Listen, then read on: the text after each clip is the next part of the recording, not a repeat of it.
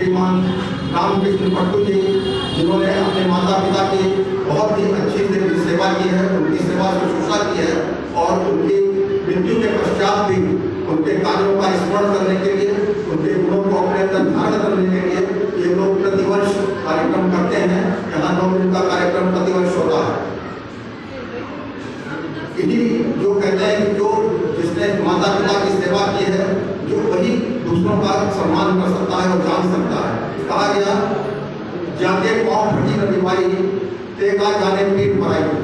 जिसके पैर में दिवाई नहीं होती और दूसरों का दर्द क्या जान सकता है। तो जिसने अपने माता पिता की सेवा की है, वही दूसरे के गुणों को पहचान सकता है। तो इस बार कार्यक्रम में एक नया आयोजन शुरू किया गया है।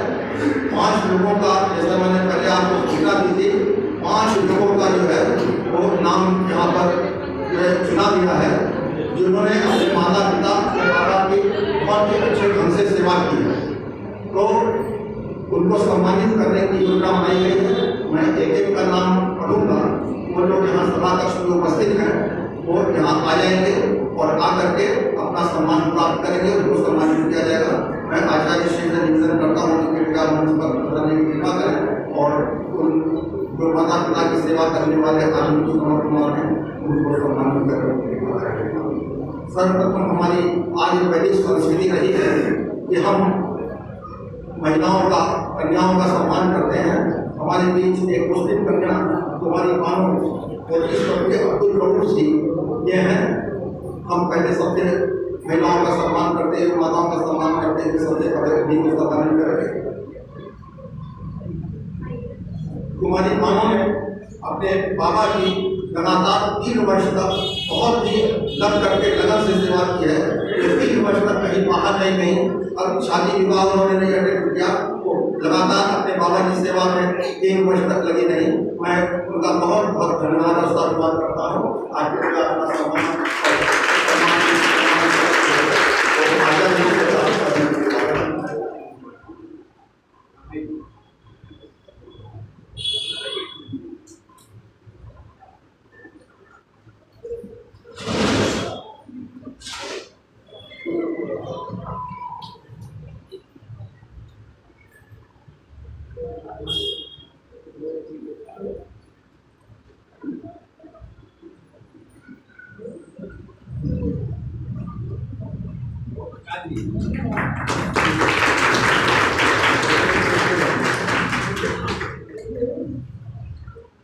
इसके पश्चात हमारे भी श्रीमान अभिषेक जी हैं, पुत्र स्वर्गीय राम प्रवेश जी, कृपया आने की बात है। श्री अभिषेक जी ने इनके कई भाई हैं, मतलब उन्होंने अपने माता पिता की सर्वाधिक सेवा की है और दिनों तक उन्होंने अपने माता पिता की अनवरत सेवा की, उसके लिए सम्मानित किए जाते हैं। मैं कहूँगा उनको सम्मान और पुरस्कार देकर सम्मानित किया।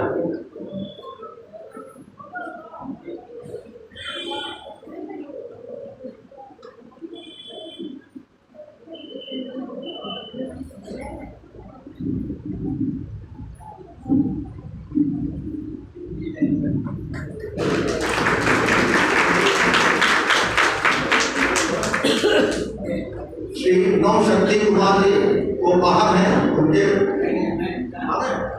श्री नौशक्ति कुमार जी हैं, ये बाहर रहते हैं, लेकिन नौशक्ति कुमार जी हैं, ये उनकी पत्नी और उनके 2 बच्चे ये औरत अपने माता पिता की सेवा में लगे हुए हैं। बहुत ही आदर्श करती हैं इन्होंने, बहुत अच्छे ढंग से अपने माता पिता की सेवा की है, तो सम्मान और पुरस्कार दिया है।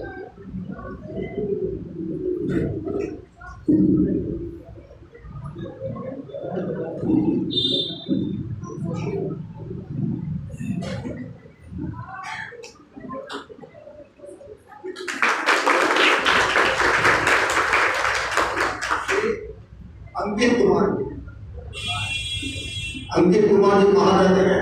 इसके भाई साहब आए हुए हैं। श्री माता जी को बुला लीजिए, अंकित जी की माता जी को। अंकित जी बाहर रहते हैं और जब यहाँ रहते हैं तो वो घर का सारा काम, भोजन बनाने से लेकर के और संपूर्ण घर की सफाई साफ सुथरा करने का सारा काम अभी कुमार जी स्वयं करते हैं। माता जी को कोई काम नहीं करने देते, उनको आराम देते हैं। इस प्रकार से ये बहुत ही ढंग से लग करके लगन के साथ अपनी माता जी की सेवा कर रहे हैं, इसलिए इनको सम्मानित किया जाता है।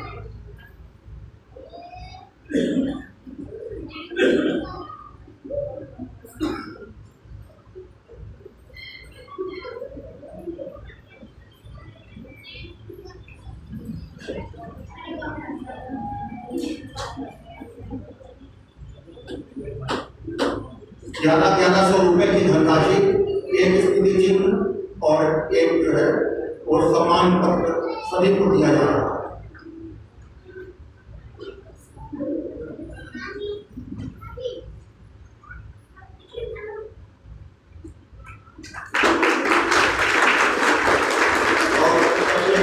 माननीय श्री जय गोविंद पुत्र स्वर्गीय राधेश्याम जी,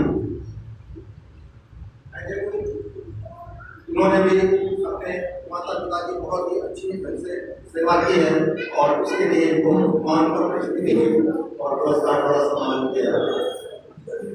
जय गोविंद।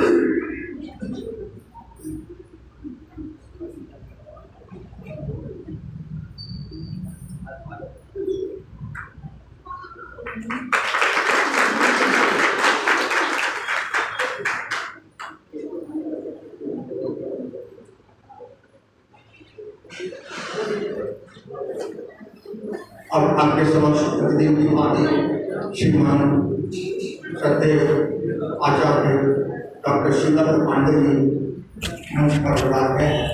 मैं उनसे निवेदन करूँगा कि कृपया वो अपने उद्बोधन द्वारा हम सबको लाभान्वित कराने की बात है।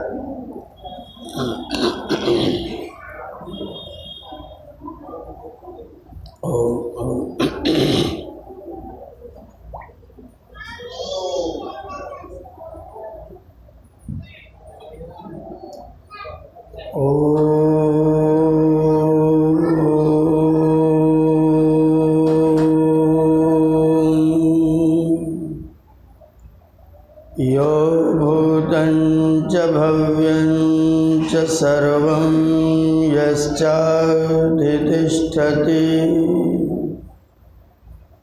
स्वर्यस्य च केवलं तस्मै ज्येष्ठाय ब्रह्मणे नमः। यस्य भूमि प्रमान्तरिक्षं तोदरं दिवं यश्चक्रे मूर्धनं तस्मै ज्येष्ठाय ब्रह्मणे नमः। यस्य कारुण्यलेशेन सर्वं सर्वत्र सिद्ध्यति संकल्पितं हृदाभीष्टं तं वन्दे जगदीश्वरं तं वन्दे परमेश्वरम्।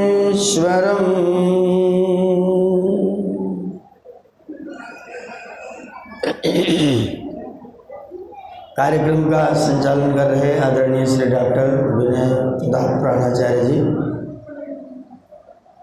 इस कार्यक्रम के आयोजक आदरणीय श्री आर्य रणजीत जी, आर्य रामकृष्ण जी,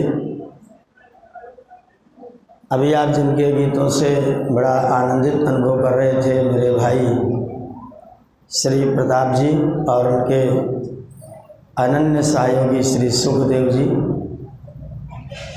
वंदनीय मातृशक्ति, समादरणीय सज्जनों, प्यारे बच्चों, सम्मानित सम्माननीयों,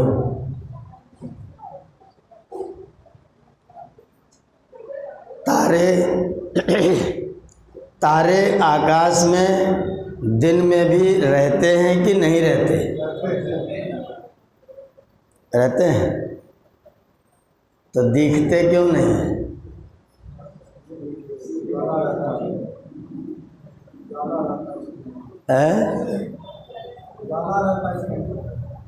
ऋग्वेद में एक मंत्र है, अमी यरिक्षा निहितास उच्चा नक्तम ददृश्य क्वचित दिवेयु। अमी ये रिक्षा, ये जो तारे नक्षत्र निहितासा उच्चा ऊपर रखे हुए हैं, नक्तम ददृश्य रात को दिखते हैं, क्वचित दिवेयु दिन में कहाँ जाते हैं। ये आधी लाइन में प्रश्न किया गया है और नीचे वाली लाइन में बताया अदब्धान वरुणस्य व्रतान। जो वरुण भगवान सूर्य है उसके जो कर्म हैं वो अत्यंत तीक्ष्ण है। उनके अत्यंत तीक्ष्ण होने के कारण जो छोटे छोटे प्रकाश वाले लोग हैं उनका प्रकाश दिखाई नहीं देता है। ये मैं इस परिप्रेक्ष्य में कह रहा हूँ कि जब सूर्य नहीं रहता है तो तारे नक्षत्र उगते हैं, और जब वेद ज्ञान नहीं रहता है तो तथाकथित ज्ञान धरती पर आकर के प्रकट हो जाता है। तो ये जो दुनिया भर में आज ज्ञान बांटा जा रहा है उसके लिए मुंडकोपनिषद में बहुत सुंदर उपमा दी हुई है। अविद्यायाम अंतरे वर्तमाना स्वयं धीरा पंडितम मन्यमाना। अविद्यायाम अंतरे वर्तमाना, अविद्या के गहरे कुएं में डूबे हुए, स्वयं धीरा अपने आप को धीर और पंडित मानते हुए, अंधे नैव नीयमाना यथांधा, जैसे अंधा अंधे का हाथ पकड़ के ले जाता है वैसे ही एक अंधा दूसरे अंधे को रास्ता दिखाता है। ये मुंडकोपनिषद में कहा गया है। तो जब तक सत्य ज्ञान प्रतिष्ठित नहीं होता है तब तक ये सारी बातें, अच्छा ज्ञान जो है वो आत्मा का स्वभाव है। ज्ञान जो है वो आत्मा का स्वभाव है। जानने की प्रवृत्ति जो है वो आत्मा का स्वभाव है। छोटे छोटे बच्चों को लाके कोई खिलौना दे दीजिए, थोड़ी देर तो उसको चला के इधर उधर देखेंगे और दूसरे तीसरे दिन वो खिलौना आपको टूटा हुआ मिलेगा। अब माताएं शिकायत करती हैं कि बच्चा खिलौना तोड़ देता है। मैं उन माताओं से निवेदन करता हूं कि बच्चा खिलौने को तोड़ता नहीं है। बच्चा खिलौने को खोल करके देखता है कि ये चलता कैसे है, क्योंकि उसके अंदर ज्ञान की, जिज्ञासा की भावनाएं स्वभाव से हैं। अब वो इतना बड़ा खिलौना है, उसने 2 बार आगे को रगड़ा फिर छोड़ दिया तो जा रहा है। अब इसके मन में प्रश्न होता है कि जाता कैसे है, तो फिर वो सबसे पहले उसका पहिया देखता है तो घूमता है। अच्छा मैं घुमाता हूँ तो घूमता है, नहीं घुमाता हूँ तो नहीं घूमता है। इसका मतलब अंदर कुछ न कुछ चक्कर है। फिर वो क्या करता है, नट बोल्ट खोलने की जुगाड़ करता है। अब वो नट नहीं खुलता होता है तो फिर उसको तोड़ के खोलने की जुगाड़ करता है। जब खिलौना टूट जाता है तो जोड़ने की जुगाड़ करता है, फिर उससे जुड़ता नहीं है। अब आप क्या कहते हैं, इसने खिलौना वो नहीं तोड़ता, वो खाली देखता है कि चलता कैसे है। तो हमारे सब लोगों की, एक नन्हे से बच्चे के अंदर आप आराम से बैठ जाइए और अपने बच्चों को खुला छोड़ दीजिए। उसके बाद उनकी प्रवृत्तियों को धीरे से देखते रहिए। सब सामान रख दीजिए, कुर्सी रख दीजिए, तो वो कुर्सी पर पहले कूद के बैठेंगे, फिर थोड़ी देर बाद कुर्सी को गाड़ी बना देंगे। वो देखेंगे कि चलती भी है कि नहीं चलती है। अब आप कहोगे तो खड़र खड़र करते हैं, ये तो बहुत शोरगुल। बिल्कुल शोरगुल नहीं करते हैं, वो ये देख रहे हैं कि जैसे मैं चलता हूँ कुर्सी चलती है कि नहीं चलती है। वो जड़ और चेतन की परीक्षा करने में जुटे हुए वैज्ञानिक लोग हैं। मैं सन 91 नवंबर दिसंबर की बात है, गुरुकुल से आचार्य करके दिल्ली विश्वविद्यालय में एमए करने के लिए भर्ती हुआ था। और जिधर से हम जाते थे, उत्तम नगर एक नया ब्लॉक बना हुआ था, उसमें किराए के मकान में रहते थे। और वहाँ से जब विश्वविद्यालय की बस पकड़ने के लिए बस अड्डे जाते थे तो रास्ते में झोपड़पट्टी थी। झोपड़पट्टी थी तो वहाँ हम सुबह जाते समय उनसे मिलते थे, जाते समय शाम को लौटते समय फिर उनसे मिलते थे। तो मैं देखता जाता था कि बच्चे खेल रहे हैं। एक दिन मैंने देखा कि बच्चे खेल रहे हैं, 7-8 हैं। अब 7-8 ने क्या किया, एक दूसरे का कपड़ा एक दूसरे ने पकड़ रखा है, आगे वाला पुपु पुपु पुपु पुपु पुपु सीटी बजा रहा है, छुक छुक छुक छुक छुक छुक छुक छुक छुक छुक छुक छुक। अब उनकी ट्रेन चल रही है।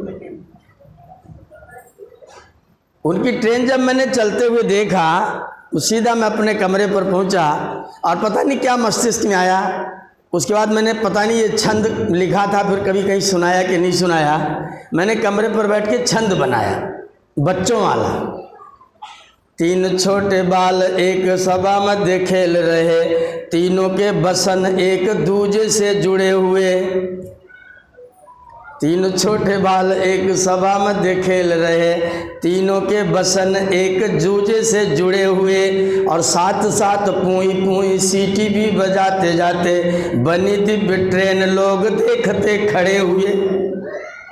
मैंने सोचा देश मेरा उन्नति करेगा अब, बालकों में जब संस्कार ये पड़े हुए, और पालने में पाँव पूत के सदा देखे जाते, ट्रेन ये बनाएंगे अवश्य जो बड़े हुए। ये मैंने छंद लिखा 91 में उन बच्चों की स्थिति को देखकर। तो बच्चा ज्ञान के विषय में सोचता है, उसके अंदर आत्मा है और आत्मा का स्वभाव है ज्ञानी होना। अब अगर उसको सही रास्ता न दिया तो कैसा करेगा वो? स्वभाव में ज्ञान है, वो जानना चाहता है, और आपने सही ज्ञान के रास्ते ब्लॉक कर रखे हैं, तो बच्चा क्या करेगा? वो जो कुछ उल्टा सीधा जहां कहीं से जान लेगा, उतना चौधरी बन के दूसरों को बताना शुरू करेगा। तो अपना तो ठीक से जानता नहीं, दूसरे को बताएगा तो क्या ठीक बताएगा? हमारे यहाँ इस समय लोगों की ऐसी स्थिति है। आज मेरे पास में प्रश्न आए हैं इतने सारे, पूरी सूची लिस्ट है, सारे प्रश्न उसी तरह के लोगों के, इसलिए मैंने भूमिका में ये बात आपसे कही। और ये छोटे लोगों की बात नहीं बता रहा हूं मैं। आप किसी भी भागवत कथा में जाइए तो वहाँ पंडित जी कहेंगे भक्ति मार्ग, ज्ञान मार्ग और कर्म मार्ग और योग मार्ग, 4 मार्ग कृष्ण भगवान ने गीता में बताए हैं। ये मूर्ख व्यक्ति नहीं कह रहा है, ये वो व्यक्ति कह रहा है जिसके सामने लाखों की भीड़ बैठी है।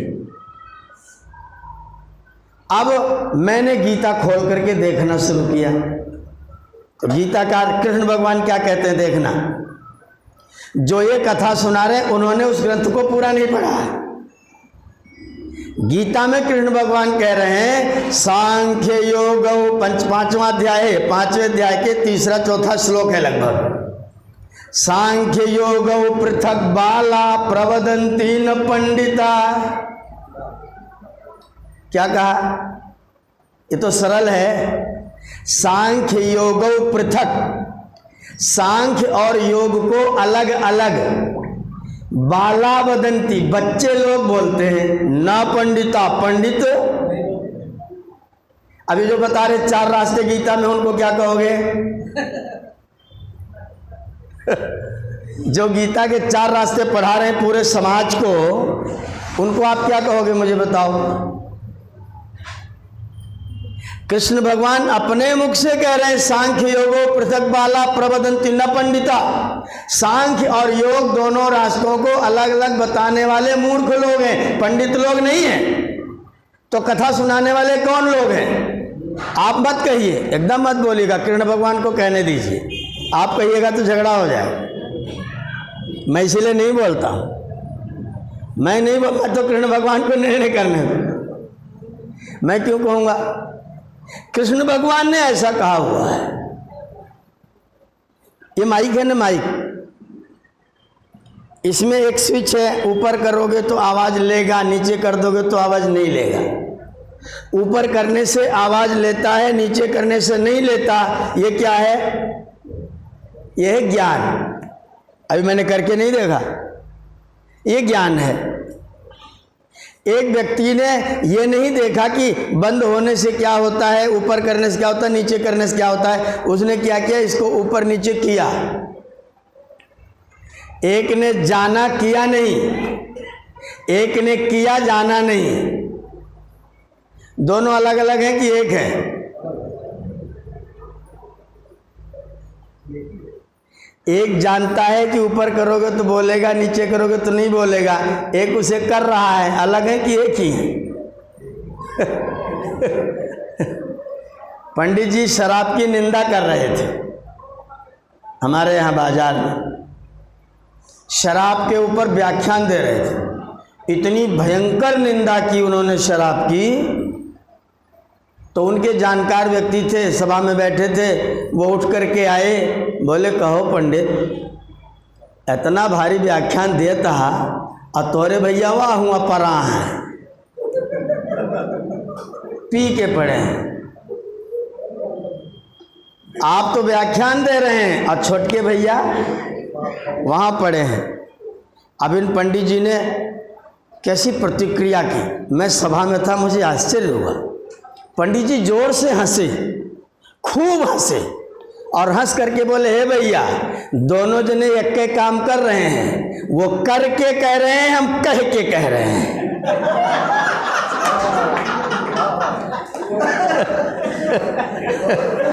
हम कह के बता रहे हैं, वो करके बता रहे हैं, काम दोनों एक ही कर रहे हैं। हम कह रहे हैं, कहो, कह रहे हैं कि करोगे तो नुकसान होगा, वो कह रहे हैं करोगे तो ऐसी हो जाओगे, अगर करोगे तो मेरी तरह तुम भी किसी कोने में पड़। दोनों शराब का खंडन कर रहे हैं, एक करके कर रहा है, एक कह के कर रहा है, तो अलग अलग हुए कि एक ही हुए? कृष्ण भगवान कहते जो दोनों को अलग मानता है वो बालक है, अभी वो बच्चा है, उसको थोड़ा बड़ा करने की जरूरत है। ज्ञान बिना कर्म के लंगड़ा है, ज्ञान बिना कर्म के लंगड़ा है, और कर्म बिना ज्ञान के अंधा है। कर्म बिना ज्ञान के अंधा है, और ज्ञान बिना कर्म के घर में आग लगी है। दोनों को बाहर निकलना है, एक के पास ज्ञान है, निकल सकते हैं, एक के पास कर्म है, वो भाग जाता है। एक की आंख नहीं है, एक के पैर नहीं है, पैर वाला कूद के आंख वाले के कंधे पर बैठ गया, बोले चलो दोनों निकल लेते हैं। तो एक हुए कि अलग हुए? कृष्ण भगवान कहते दोनों को एक मानने वाले अभी समझे नहीं है गीता को, जो अलग अलग व्याख्यान देते वो नहीं समझे ठीक से। भक्ति, कर्म, योग और ज्ञान, इन चारों को जब इकट्ठा किया जाता है तो उसका नाम होता है योग। जो जानता नहीं वो भक्ति किसकी करेगा? जो नहीं जानता किसकी भक्ति करनी हो, किसकी भक्ति करेगा? साईं क्यों आया बैठने मंदिर में? ज्ञान होता तो, अगर भक्ति है लेकिन ज्ञान नहीं है तो क्या करोगे? किसी ने जो पकड़ा दिया वही ठीक है। और अगर ज्ञान और भक्ति, ज्ञान है लेकिन भक्ति नहीं है तो, मेरे अंदर ज्ञान है लेकिन मेरे विद्यार्थियों के प्रति भक्ति नहीं है, भक्ति माने उनको अपनाने का भाव नहीं है, तो विद्यार्थी मुझसे कुछ पाएंगे? तो भक्ति अकेली क्या करेगी और ज्ञान अकेला क्या करेगा? और अगर मैं अपने ज्ञान को कर्म में लाता ही नहीं तो मेरी भक्ति ही क्या करेगी? विद्यार्थी मेरी लंगोटी धोएगा बस। मेरे पास ज्ञान है, मेरे पास भक्ति भी है, लेकिन मेरे पास में कर्म, मेरा ज्ञान है, मैं बच्चे को पढ़ा सकता हूँ, मेरी भक्ति है कि मुझे बच्चे अच्छे लगते हैं, बच्चे को मैं अपने पास अपने गुरुकुल में बुला के भर्ती कर लेता हूँ। ज्ञान और भक्ति दोनों हैं लेकिन काम नहीं करता, तो मेरे पास रहने वाला विद्यार्थी क्या करेगा? मेरे कपड़े धोएगा, झाड़ू लगाएगा, जिंदगी में कभी भी ज्ञानी हो सकेगा? तो काम पूरा होगा, और ये तीनों नहीं होंगे तो योग होगा कि वियोग होगा। इसलिए चारों को अलग अलग करके मत बताना कभी किसी को। मत कहना कि गीता में 4 रास्ते बताए गए हैं। गीता में एक रास्ता बताया गया, और सुन लो, यजुर्वेद अध्याय 31 मंत्र संख्या 17 क्या कह रहा है? नान्यः पंथा विद्यते अयनाय। दुनिया में रास्ते अनेक हो ही नहीं सकते। जो कहेगा अनेक है वो कम जानता है। मैं इतनी तारीख को इतने बजे चौरी चौरा आर्य समाज के मंच पर बैठा हूँ। मैं इतनी तारीख को इस सन में इतने बजे चौरी चौरा समाज में बैठा हूँ। ये 2-4 हो सकते हैं क्या कि एक ही सत्य रहेगा? इसी टाइम पर कोई कहे कि नहीं मैं तो गोरखपुर में बैठा हूँ, तो आप मान जाओगे? सत्य कभी भी अनेक नहीं हो सकते, रास्ते भी कभी अनेक नहीं हो सकते। ये जान लीजिए, सिद्धांत कभी भी अनेक नहीं होता। सिद्धांत हमेशा सिद्ध अंत। क्या अर्थ है? सिद्धा अंतो यस्य, जिसका सार निकाला जा चुका है वो अनेक हो सकता है क्या? हो ही नहीं सकता है। सिद्धांत अनेक नहीं होता है, पद्धतियां अनेक हो सकती हैं। साबुन से धोने से, पटक पटक के धोने से कपड़ा साफ होता है, यह है सिद्धांत। अब मैं कपड़े में साबुन भिगा करके थोड़ी देर बाल्टी में डाल के रख के रखूं, बाएं हाथ से लगाऊं, दाएं हाथ से लगाऊं, ये अलग सिद्धांत है कि अलग रास्ता है कि अलग पद्धति है? ना तो सिद्धांत अलग है, ना तो रास्ता अलग है। कपड़ा जब भी साफ करोगे साबुन लगाना ही पड़ेगा। बाएं से लगाओ कि दाएं से लगाओ, तुम्हारी मर्जी। अगर उसको रास्ता अलग बताओगे तो भ्रम में डालने की जुगाड़ कर रहे हो। और ये हमारा सारा संत समाज ये काम बच्चों को सिखाता है। सारा संत समाज चिल्ला चिल्ला कहता रास्ते अनेक हैं लेकिन जाते, ये झूठ वाक्य है। पद्धतियां अनेक हैं, रास्ता मार्ग पंथ एक ही हो सकता है, सिद्धांत एक ही हो सकता है। अगर 2 होंगे तो एक गलत जरूर होगा। मुझे चौरी चौरा गोरखपुर से आना है तो देवरिया रोड छोड़ के अगर मैं जौनपुर होते हुए आऊं तो आ तो जाऊं भाई, आ सकता हूं। लेकिन अगर मैं आऊंगा तो आप पूछेंगे कितना घंटा लगा? मैं कहूं भैया 6 घंटा लगा। अब आप क्या कहोगे? आप फंस गए, आपने गलत रास्ता पकड़ लिया। आपको गोरखपुर से सीधा देवरिया रोड पर चौरी चौरा आना चाहिए था। आप गोरखपुर से जौनपुर की बस में बैठे, जौनपुर से फिर घूमते घामते आजमगढ़ होते तब यहाँ आए हैं। तो आपने रास्ता सही पकड़ा गलत पकड़ा? तो जो लोग कहते हैं कि सब रास्ते एक ही जगह जाते हैं, वो क्या समझा रहे हैं? उल्लू बना रहे हैं कि नहीं? अपनी दुकान चलाने की जुगाड़ कर रहे हैं। इस नियम को आप पूरी दृढ़ निष्ठा के साथ में मान लीजिए। सिद्धांत एक है, रास्ता भी एक है, पद्धतियां अलग हो सकती हैं, तरीके अलग हो सकते हैं। मैं पटकूंगा ऐसे, आप पटकोगे ऐसे। कोई पटकेगा एक हाथ से, किसी का यहाँ से बेचारा एक से ही पटकेगा, लेकिन साबुन लगा के पानी से निकाल करके ही कपड़ा साफ होगा। साबुन और कपड़ा रख के अलमारी में पैक करके 6 महीने बाद निकालोगे तो कपड़ा साफ मिलने वाला। तो रास्ता अनेक कैसे बता रहे हो भैया?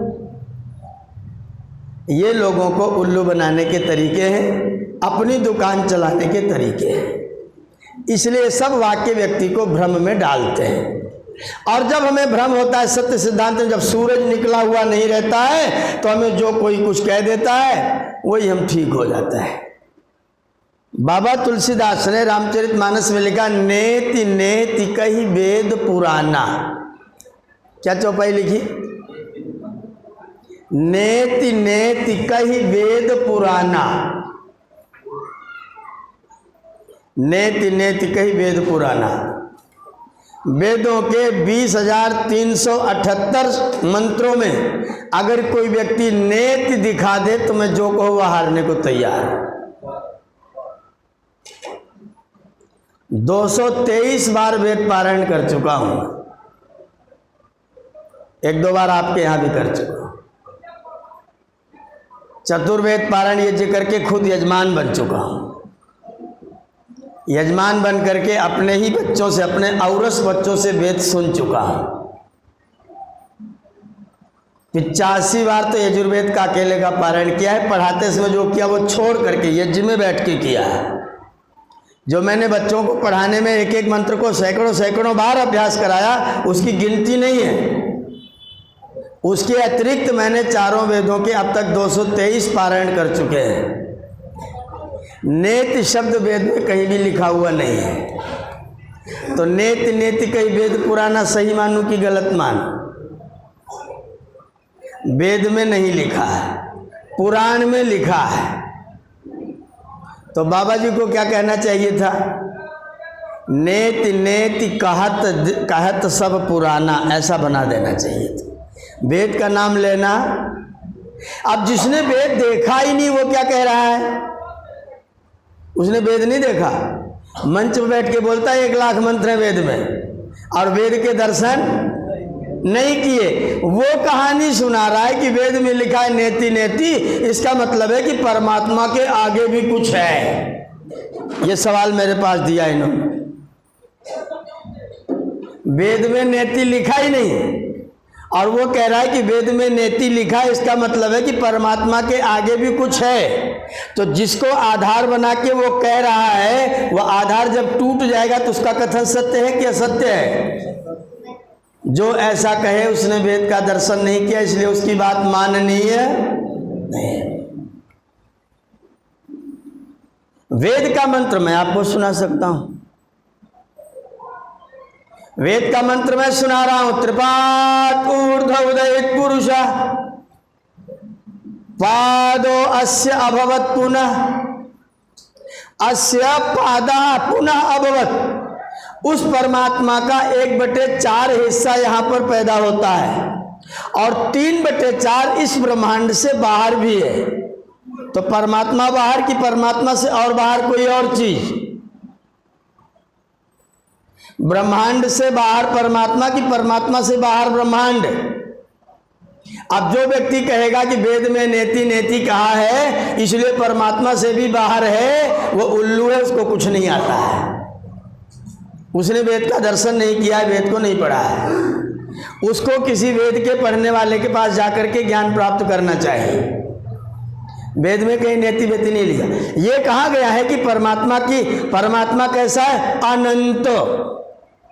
कैसा है? अनंत माने है? मेरा महर्षि कैसा सुंदर अर्थ करता है। स्वामी दयानंद कैसा अर्थ करते हैं? कहते अनंत उसको कहते हैं जिसके पहले सब कुछ हो, बाद में कुछ ना हो। देखना परिभाषा, वो निकले जिसका अंत ना हो। स्वामी जी की परिभाषा क्या है? जिसके पहले सब कुछ हो लेकिन बाद में कुछ भी, उसका नाम क्या है? तो बाद में कुछ तो कैसे जानो कहां तक है? परमात्मा कहां तक है इसकी जानकारी कोई कर सकता है? नहीं कर सकता। इसलिए परमात्मा अनंत है। फिर कहा अनादि माने क्या है? अनादि माने क्या है? तो बोले जिसके बाद में सब कुछ हो लेकिन पहले कुछ भी ना हो, उसे अनादि कहते हैं। परमात्मा अनादि भी है और अनंत भी है, इसलिए परमात्मा से बाहर और अन्य कोई चीज। तो कहने वाले की बात तथ्यात्मक नहीं है, गलत है, ठीक नहीं है। अगर मुझे अपनी प्रतिष्ठा करनी हो, मैं एक अपने मन में ये निश्चित कर लूं कि रणजीत जी मेरे अलावा और किसी को यहां पर न बुलाएं, हमेशा मैं ही आऊं, तो मैं क्या करूंगा? मेरे पास क्या रास्ता है? इनसे कहूँगा कि मेरे जैसा ज्ञानी और भारतवर्ष में कोई बचा, आपके कल्याण की कामना मेरे अलावा और कोई कर, तो अब आप मुझे बुलाइए, मैं ही आपका हूँ बस, और कोई नहीं।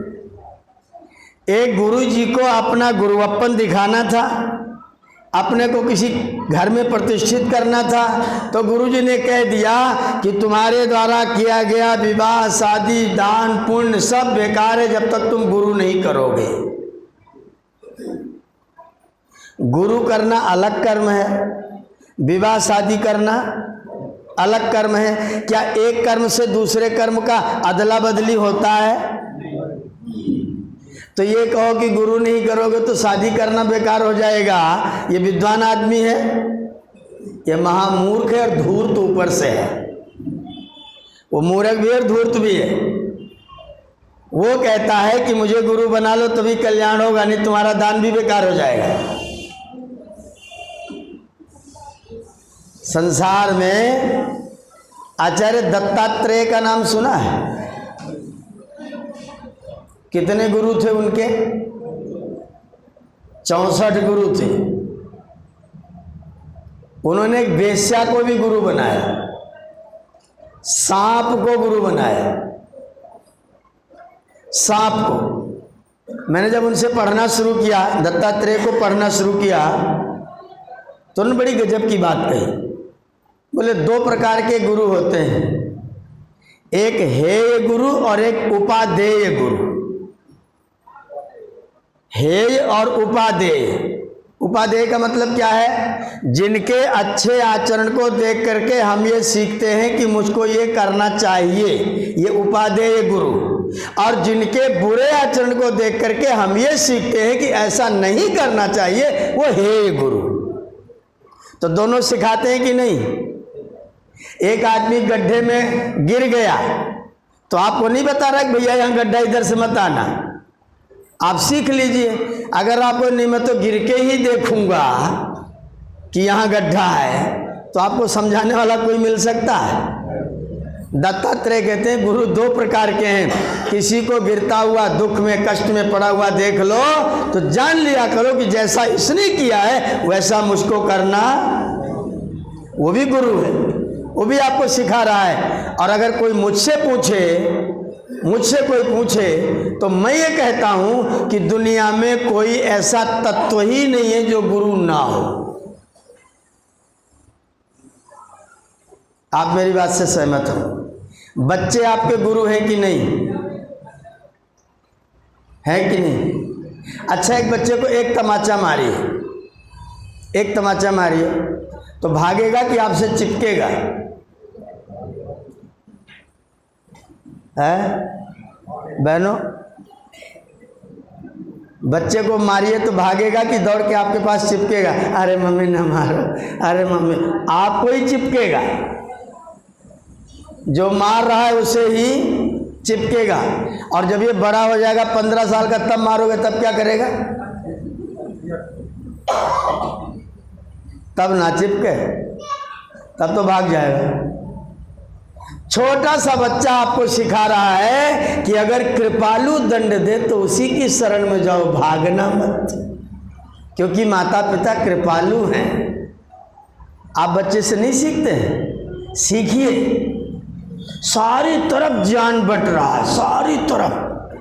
आप अपने दरवाजे बंद कर लेते हैं, इसलिए गुरु लोग कहते हैं कि गुरु करो नहीं तो मर जाओगे। सारा संसार आपको सिखा रहा है। पैदा हुए थे तो बाल सुनहले थे, 2-4 बार मुंडन हुआ तो एकदम काले काले निकल आए। 40 साल के हुए तो इसमें सफ़ेदी थोड़ी थोड़ी एक दाना निकलने लग गया। बाद में धीरे धीरे एकदम सफ़ेद हो गया। क्या सिखा रहा है? चली जा रही है ये जीवन की रेल। देख, मैं आया था सुनहला, हो गया काला, फिर हो गया उड़द, फिर हो गया चावल, और थोड़े दिन बाद रहूंगा। तो कंघी करते समय बालों से सीखो। नहीं सिखाते क्या? संत तुकाराम का नाम सुना है? स्कूली शिक्षा वाले नहीं थे ये लोग जीवनी शिक्षा वाले थे। लेटे हुए थे एकदम जर्जर अवस्था में। 2-4 शिष्य लोग बैठे हुए थे। शिष्य बैठे थे तो एकदम से तुकाराम जी ने अपना मुंह ऐसे फैला दिया, ऐ चेलो देखो मेरे मुंह में दांत हैं एक को। चेलो ने कहा गुरुजी तो 10 साल पहले से नहीं, आज का दिखा रहे हैं। तुकाराम ने कहा अच्छा ये जीभ है कि नहीं है? बोले गुरुजी तो लपलपा रही है। कहो दांत पहले आया था कि जीभ पहले आई थी? बोले नहीं गुरुजी पहले तो जीभ आई थी, वो तो पैदा होते समय थी। और बोले दांत कब आया? बोले 6 महीने के बाद आना शुरू हुआ, 9 साल में झड़ गया, फिर आया और फिर झड़ गया। तुकाराम ने कहा इसका मतलब जानते हो? बोले गुरुजी हम तो नहीं जान रहे, आप ही बताइए। बोले जो कठोर होता है वो टपक जाता है, जो कोमल होता है वो टिका रहता है, इसलिए कोमल बनने की चेष्टा करो। कौन सिखा रहा है? आपका दांत, आपकी जीभ नहीं सिखाते हैं क्या? कुत्ता भी आपको सिखाता है। चाणक्य नीति पढ़ना, उन्होंने कहा गधे से ये गुण ले लो, कुत्ते से ये गुण ले लो, नेवले से ये गुण ले लो, सांप से ये गुण ले लो। और किसी ने तुम दे रखा है सन्यासी को सांप के जैसा होना चाहिए। सन्यासी कैसा होना चाहिए? सांप का क्या गुण है? घर बनाता ही नहीं। सन्यासी कैसा होना चाहिए? घर बनाए ही ना। तो सांप भी तो सिखा रहा, देखो हम बिना घर के रहते, तुम बिना घर के रहो। मकड़ी भी सिखाती है आपको, जाला बुनती है। किसके लिए बुनती है? शिकार फंसाने के लिए। बहुत जुगाड़ू है वो। जाला आपके घर में यहाँ से वहाँ से सरसर सरसर दौड़ते दौड़ते दौड़ते बुनती है। मैं बैठा, मेरे बैठे बैठे, हमारा वो कार्यालय छप्पर वाला है जिसमें मैं बैठता हूँ। अब वो जब झाड़ता हूँ तो ऊपर भी झाड़ता हूँ। अपना जब झाड़ू लगाने जाता हूँ अपने कार्यालय में तो ऊपर वाला भी पहले झाड़ता हूँ, फिर नीचे भी झाड़ता हूँ। और झाड़ के पोंछ के कुर्सी लगा के बैठ गया, तब तक देवी जी निकल आई बाहर। अब छप्पर के एक सरकंडे से निकल के दूसरे सरकंडे तक फटाफट फटाफट फटाफट बुन रही हैं। बुन करके तैयार कर दिया। मैं बैठा उनको ताक रहा हूँ, इनको क्या मज़ा आ रहा है, दौड़ दौड़ के बना रही।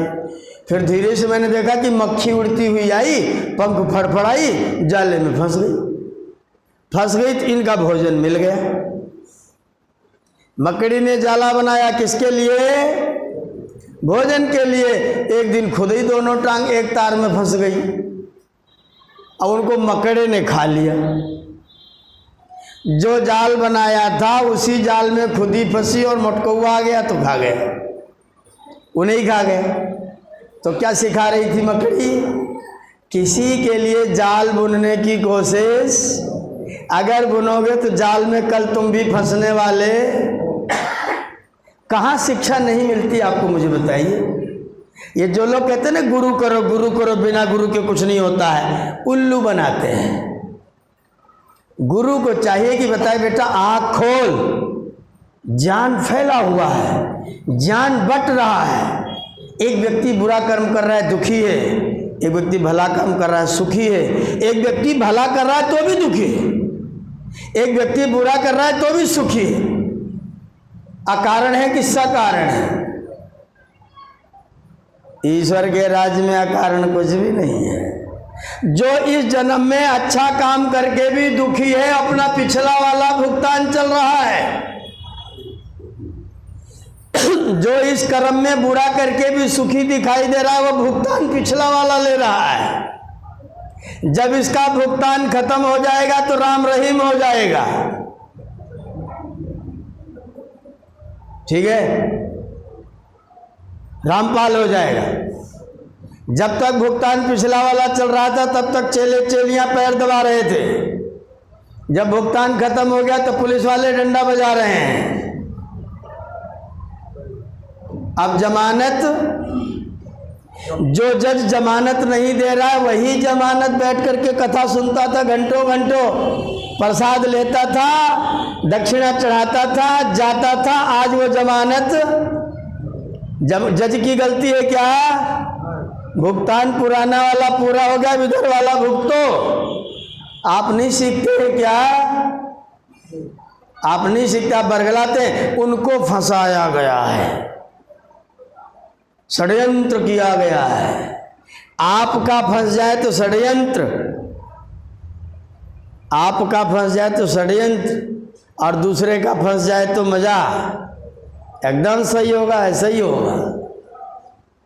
ये जो हम न्याय बुद्धि करने के लिए बैठ जाते हैं ना, ईश्वर को जब न्यायकारी नहीं मानते हैं तो न्याय करने के लिए अपने आप बैठ जाते हैं। न्यायकारी कौन है? जगन नियंता परमपिता परमात्मा।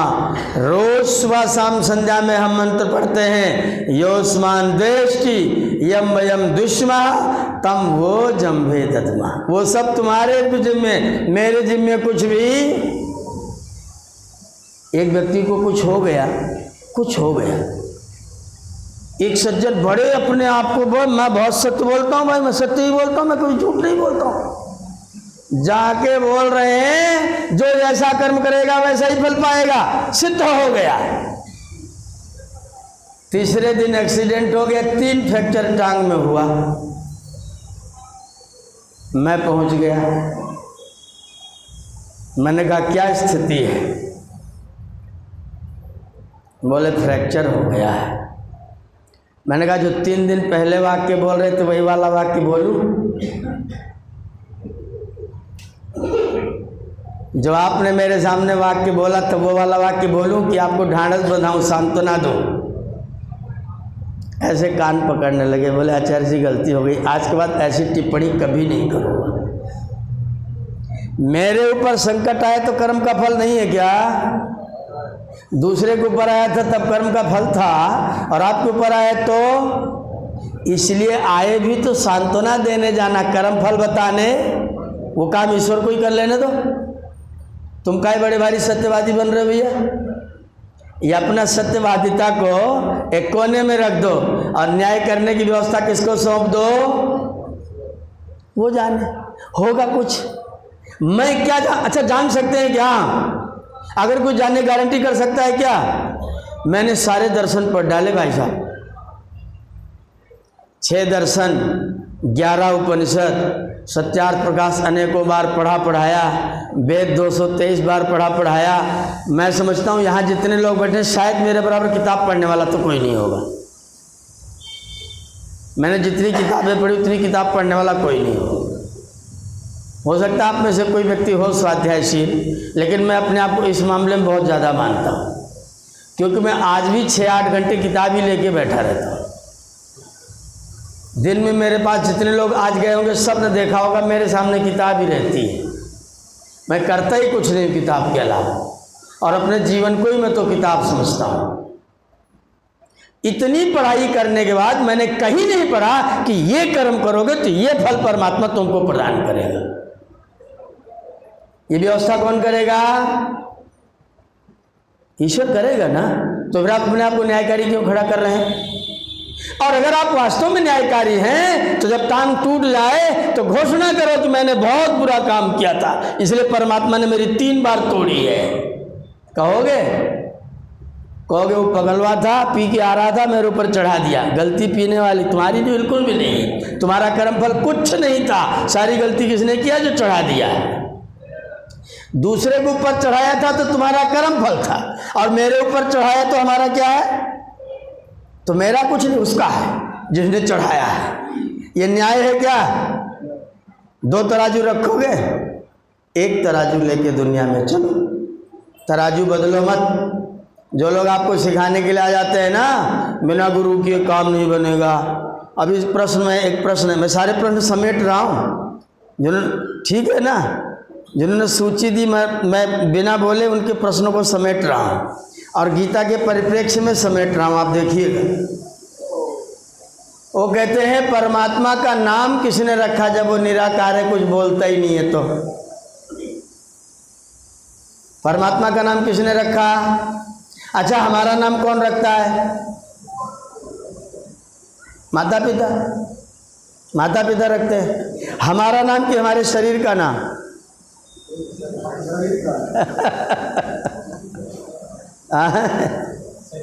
माता पिता हमारा नाम रखते हैं, हमारे शरीर का नाम रखते हैं। मेरे शरीर का नाम रखते हैं, मेरा नाम कोई माता पिता अब कौन रखेगा? कल्पना करें, कल्पना करिए, एक उदाहरण दे रहा हूं आपको, अपने आप दृष्टांत घोषित करिएगा। किसी माँ ने किसी बच्चे को जन्म दिया, जन्म दिया और जन्म देते समय कुछ गड़बड़ हुई, माँ चल बसी। माताजी नहीं, निकट का कोई रिश्तेदार नहीं है, उस बच्चे को पिताजी पालते हैं। कौन पालता है? पिताजी। जब ये बच्चा बोलना शुरू करेगा तो इस बच्चे को कौन बताएगा कि मुझको पिताजी कहो? हाँ जी, कौन बताएगा? पिताजी को ही बताना पड़ेगा ना, क्योंकि और कोई है ही नहीं, और कोई निकट का रिश्तेदार है नहीं, तुम उनको पिताजी कहो। हमारे गांव में एक महिला है, उनके बच्चे उनको बुआ जी कहते हैं। मैंने एक दिन उनके बच्चे से कहा, तुम्हारी माता जी कहाँ है? बोला है तो बेटी तो है।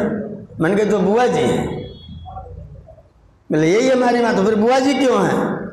तो पता लगा कि बुआ जी मायके में रहती हैं, इनके भतीजे इनको बुआ जी कहते हैं, उनके बाद में इनके बच्चे पैदा हुए तो बच्चों से इनका नाम है बुआ जी, तो वो भी बुआ जी इनको कह रहे हैं। दूसरे के कहने पर मैंने सीखा कि ये है। अगर मेरे पास कोई कहने वाला ना होता तो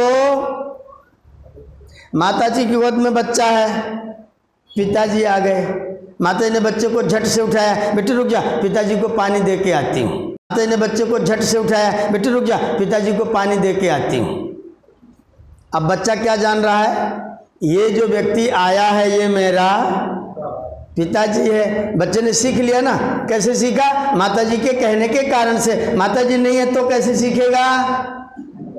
पिताजी को बताना पड़ेगा। तो निराकार परमात्मा का नाम निराकार परमात्मा ने ही बताया, क्योंकि उससे पहले कोई माता पिता धरती पर नहीं था, इसलिए उसका नाम कौन बताएगा? प्रभु ही बताएंगे। और प्रभु कहाँ बताएंगे? अपने ज्ञान में बताएंगे। उनका ज्ञान कौन सा है? वेद है। परमात्मा ने वेद में बताया कि मेरा नाम ओम है। कहाँ बताया? यजुर्वेद अध्याय 40 मंत्र संख्या 15। क्या कहा? ओम क्रतो स्मर, ए जीवात्मा तू मेरा स्मरण करने के लिए ओम नाम से मेरा स्मरण किया कर। कोई शंका? कोई शंका है? नहीं ना। कौन बताएगा? पिताजी स्वयं। क्यों बताएंगे? क्योंकि उनसे पहले कोई और पिता बताने वाला और कोई माता बताने वाली। अगर माताजी पिताजी को घर आने पर बाबू बोलती कि रुक जा बेटा बाबू आ गए, तो बच्चा अपने पिताजी को क्या बोलता? बाबू बोलता। अगर पिताजी से बड़े भाई के बच्चे पहले होते और आपके बाद में होते तो वो बच्चे आपको क्या बोलते? आपके बच्चे आपको क्या बोलेंगे? चाचा। क्योंकि बताने वाले लोग जो सुना रहे वो मैं बोल रहा हूँ। तो अगर मुझे कोई बताने वाला नहीं है, प्रभु ही है, तो कौन बताएगा? वही बताएगा। वही कहेगा बेटा तुम उसको पिताजी कहा कर, मैं तेरा पिताजी हूँ। इसलिए परमात्मा ने वेदों में अपना परिचय दिया और ये बताया कि तुम उसको ओम के नाम से मुझको बताया करो। तो मेरा नाम कौन रखेगा? परमात्मा ने अपना नाम स्वयं बताया। क्यों बताया? क्योंकि मेरे पुत्र लोग मुझको क्या कह करके पुकारेंगे? मेरा पुत्र जब बड़ा होगा बोलने लग जाएगा तो मुझे क्या कहेगा? पिताजी कहेगा। तो पिताजी को बताना पड़ेगा कि तुम उसको पिताजी कहा कर, और कुछ के अलावा ना होगा तो और कुछ कहना पड़ेगा। मेरे भाई के बड़े बच्चे अपने पिताजी को पापा बोल रहे थे। मेरे बच्चे हुए तो एक दिन ये भी पापा बोल पड़े। अब मुझे खोद खोद के बोल रहे पापा। पापा चुप, बोली कुछ नहीं रहे। ये कह रहे पापा हम चुप बैठे। तो कह रहा आप बोलते क्यों नहीं है? मैंने कहा तुम मुझे बुला कहाँ रहे? बोले आपको ना बुला रहे। मैंने कहा मैं पापा थोड़े हूँ? गीता में लिखा है भुंजते ते त्वघम पापा, जो पाप खाते हैं वो पापा कहलाते हैं। और भैया गीता में कहा है, मैं अपना श्लोक नहीं सुना रहा। भुंजते ते तु अघम पापा, ते पापा अघम भुंजते, वे पापी पाप को खाते हैं। इसका मतलब जो पाप को खाते वे पापा। मैंने कहा मैं तो हूँ नहीं। तो बोला फिर क्या बोलूँ? मैंने कहा पिताजी बोलोगे तो बोलूँगा, नहीं तो नहीं बोलूँगा। अब मेरे बच्चे मुझे क्या बोलेंगे? किसने बताया? अगर मैं पापा पर बोल दिया होता तो अभी तक पापा होते, और जब गीता कथा सुनाते तो बोलते इसमें शर्म लगती। हम ही तो पापा भुंजते थे तो हम पापा। तो अपने सब बच्चों को सिखाइए बेटा, ये पापा वापा हमको मत बनाओ, हम वो नहीं है, हम पिताजी हैं, बाबूजी हैं। अच्छे शब्द बाबूजी, बाबूजी अच्छा है। अम्बाजी बाबूजी, माताजी अम्बाजी हैं, पिताजी बाबूजी हैं। अपने पास अच्छे शब्द है, पिताजी अच्छा शब्द है। नहीं तो तात बोलवाइए, तात श्री सुना होगा महाभारत में बार बार। ये बोलवाइए, क्यों ये आपा पापा कहलवाया जाए बिना मतलब में। तो हमें अपने पुत्रों को जब अपनी बात सिखानी होती है तो बताना पड़ता है। इसलिए मेरे परमपिता परमात्मा ने अपने पुत्रों को बताने के लिए अपना नाम ओम है, ऐसा वेद के मंत्र में परमात्मा ने हमको संदेश दिया। ये सवाल कभी मत करना कि परमात्मा का नाम को किसने रखा। परमात्मा का नाम कौन रखेगा? परमात्मा ही रखेंगे। इसलिए क्योंकि उनसे पहले नाम रखने वाला कोई भी, अच्छा जो बाद में आता है वो नाम रखता है, जो पहले रहता है वो नाम रखता है। जो बड़े होते हो तो नाम रखते हैं ना। तो जो पहले हो गए, परमात्मा से पहले कौन होगा? वो तो अनादि है, वो अनादि है, उससे पहले कोई है नहीं, तो उसका नाम कौन रखेगा? उसने अपना नाम हमको वेद के माध्यम से स्वयं ही बताया हुआ है। और जो लोग कहते हैं आध्यात्मिक क्षेत्र में आगे बढ़ने के लिए गुरु करना चाहिए, बिल्कुल करना चाहिए। कौन इसका खंडन कर सकता है? मार्गदर्शक तो होना ही चाहिए, लेकिन मार्गदर्शक कैसा होना चाहिए? जो उसी रास्ते पर चल के दिखा रहा हो। जो खुद ना चल रहा हो वो दिखाएगा तो उसका रास्ता ठीक होगा। अपना आडंबर बनाएगा, अपने कोई भगवान बताएगा, मेरी चरण पूजा करो करेगा, और उसके बाद अपना आचरण आपसे छिपा के करेगा, और फिर कहेगा सब चलता है। तो फिर दादू संत थे, दादू जंगल में लकड़ी काट रहे थे। हल्के के दरोगा जी को किसी ने कहा कि इस एरिया में बहुत बड़े संत रहते हैं, उनका नाम दादू है। दरोगा ने कहा छुट्टी थी आज, चलो दादू से मिलेंगे। दरोगा घोड़े पर बैठ करके आए दादू से मिलने के लिए। दादू रास्ते में लकड़ी काट रहे, झाड़ी साफ करते, रास्ता साफ कर रहे थे। दरोगा जी ने दादू से पूछा, बाबा दादू को देखा है? दादू ने कहा देख लो। ये निगाह मैं ही हूँ। बोले देख लो। बोले कहाँ मिलेंगे? बोले यहीं कहीं मिल जाएंगे, देख लो। दरोगा जी चले गए। आगे जा कर के किसी से पूछा दादू कहाँ मिले? बोले रास्ते में तो थे, रास्ते में थे। ये फिर लौट करके आ गए, ये लकड़ी काट रहे हैं। दरोगा जी बोले बुड्ढे पता है दादू किधर मिलेंगे? ये कुछ बोले ही नहीं। दरोगा जी उतरे घोड़े पर से, और जो अपना लाल वाला जूता था ना, से 2 एड़ मारी दादू। दादू गिर गए। उठे झाड़ झूड़ करके फिर से अपना पेड़ काटने लग गए। दरोगा जी चले गए। फिर आगे जाके पूछा दादू कहाँ मिलेंगे भाई, कहाँ रहते हैं? बोले अभी पीछे ही तो लकड़ी काट रहे थे। बोले वो दादू है क्या? अरे बाप रे, हम तो उनको मार के आ रहे हैं। फिर गए। अब जा कर के दादू के पास पहुँचे। उनके पैर पर अपना सिर रख दिया। बोले महाराज मुझसे बहुत बड़ी गलती हो गई। बोले नहीं, ये बिल्कुल गलती नहीं हुई, एकदम गलती नहीं हुई। क्यों? दादू ने कहा सुनो, 2 रुपया लेकर के जाते हो बाजार में घड़ा खरीदने के लिए, घड़े को टुन टुन मार के देखते हो पका है कि नहीं। तुम तो आए थे गुरु बनाने के लिए, तो बिना ठोकर लगाए पता चलेगा गुरु है कि नहीं। भले आदमी 2 रुपये का बनाता है, 2 रुपये घड़ा खरीदने के लिए ठोंक बजा के देखता है, तो जीवन भर के लिए गुरु बना के बिना ठोंक बजाए देख के बनाएगा क्या? पता चल गया ना दादू होने के लायक हूँ। दरोगा जी रो रहे थे, बोले हाँ बिल्कुल दादू होने के लायक हैं। तो ठोंक बजा के देख लीजिए गुरु होने के लायक है कि नहीं। जिसको गुरु बनाना हो उसके आडंबर को देख करके मत चक्कर पड़िए, कपड़े बहुत साफ पहनते हैं। कल वहाँ शास्त्रार्थ में एक योगी जी आए थे,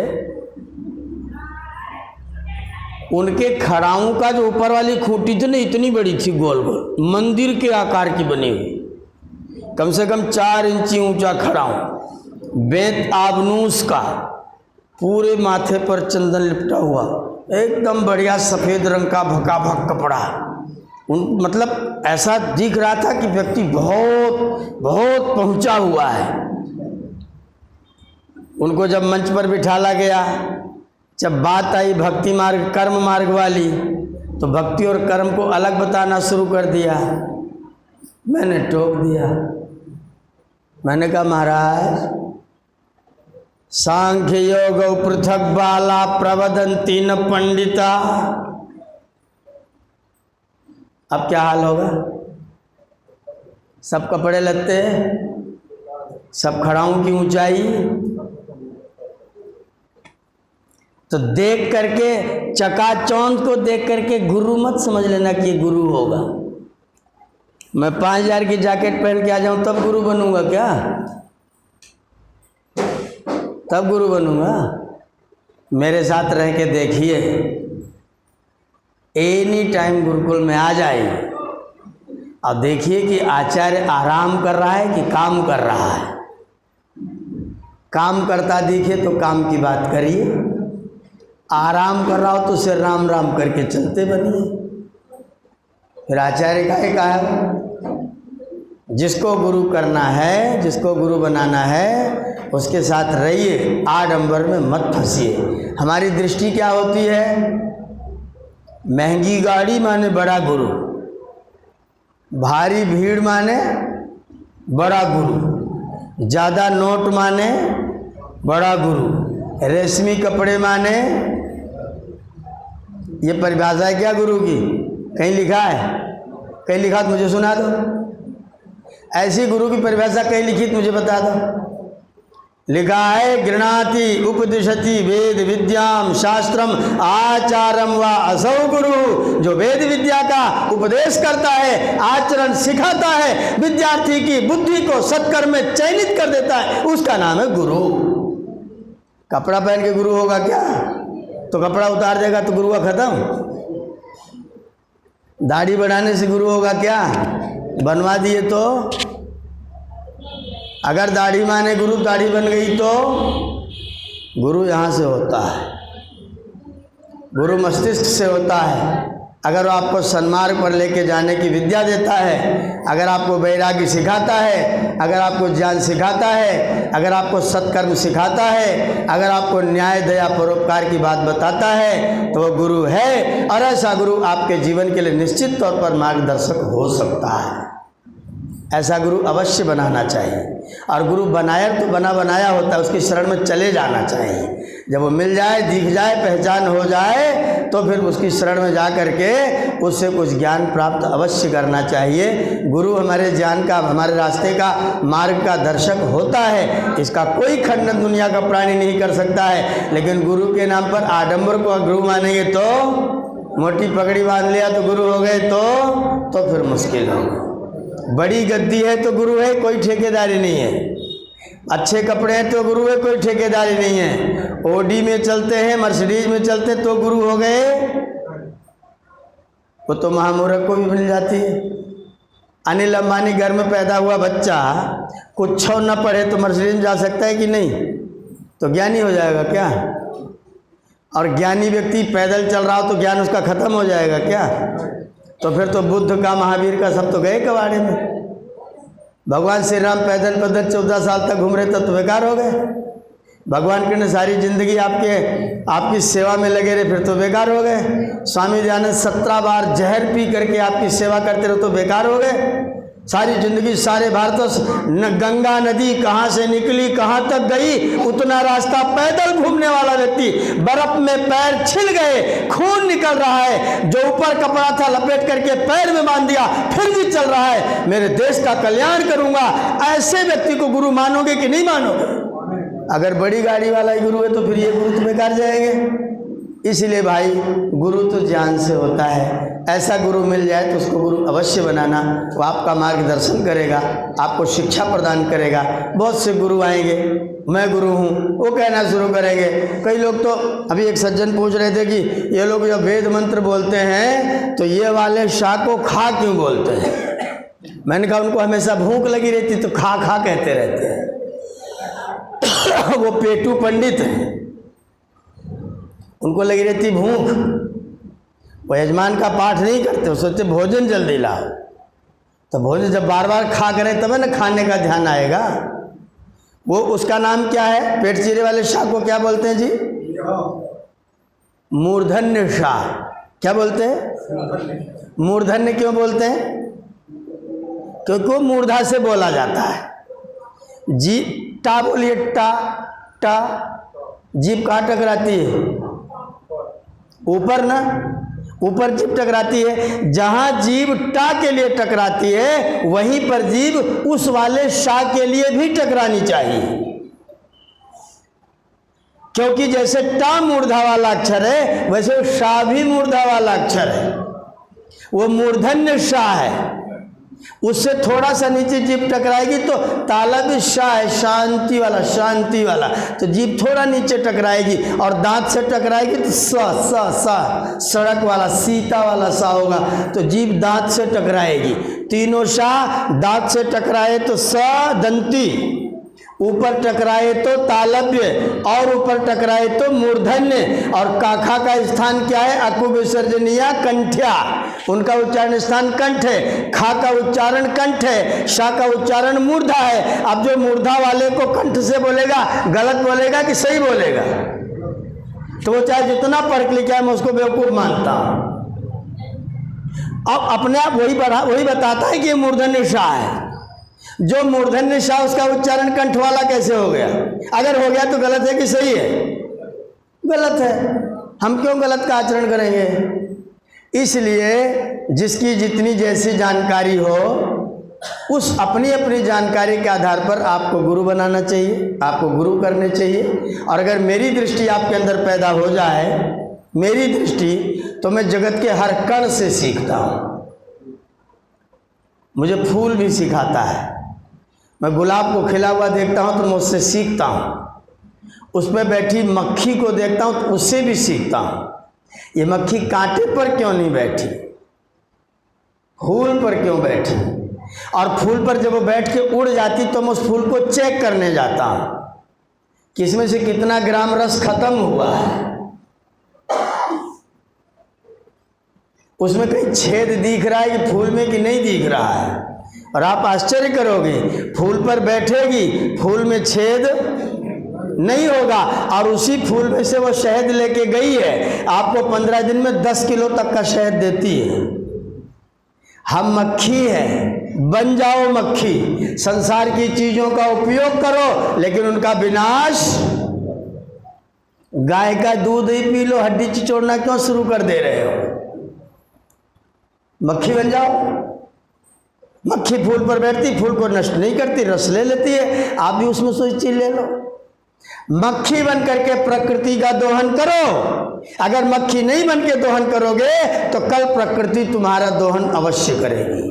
भूकंप आएगा, हिमशिलाएं ऊपर को गिरेंगी, और जो भी कल परसों चमोली का हाल हुआ है वो कहीं भी हो सकता है। क्यों? क्योंकि यदि हम प्रकृति का शोषण करेंगे तो प्रकृति अपनी पूर्ति करने के लिए जब अपना काम करना शुरू करेगी तो आप कहीं रहने के लायक नहीं बचोगे।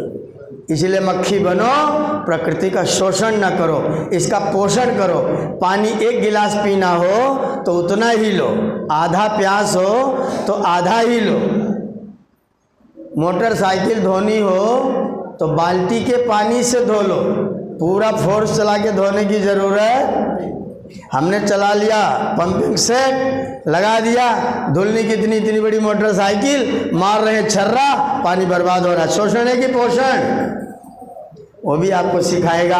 सारा संसार आपका गुरु बन सकता है। अपनी आंखों को खुली रखिए, आपको जगह जगह सीखने को मिलता है। मेरी माँ सिखाती है, मुझे बच्चे सिखाते हैं, मुझे फूल पत्तियाँ सिखाती हैं, मुझे कुत्ती बिल्ली भेड़ बकरियाँ सिखाती हैं। कोई जगत में ऐसा पदार्थ है ही नहीं जो आपको कुछ नहीं सिखाता है। अपनी आंखें खुली रखिए, ज्ञान सीखिए। ये सब हमारे गुरु हैं, उनका आदर सम्मान करिए और अपने व्यवहार में बहुत सरल और बहुत आनंद पूर्वक अपने जीवन को व्यतीत करिए। यह है गीता का ज्ञान। आपका बहुत बहुत धन्यवाद। 20 मिनट ज़्यादा हुआ।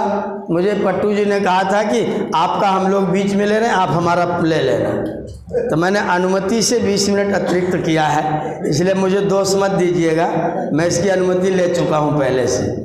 तो अनुमति के आधार पर और फिर आप जैसे बैठे तो लगता है और भी देर तक बोला जा सकता है। आपके धैर्य को बहुत बहुत धन्यवाद, आपके प्रेम को धन्यवाद, आपकी जिज्ञासा को धन्यवाद करते हुए मैं इस समय के लिए अपनी वाणी को विराम देता हूँ। ओम शांति।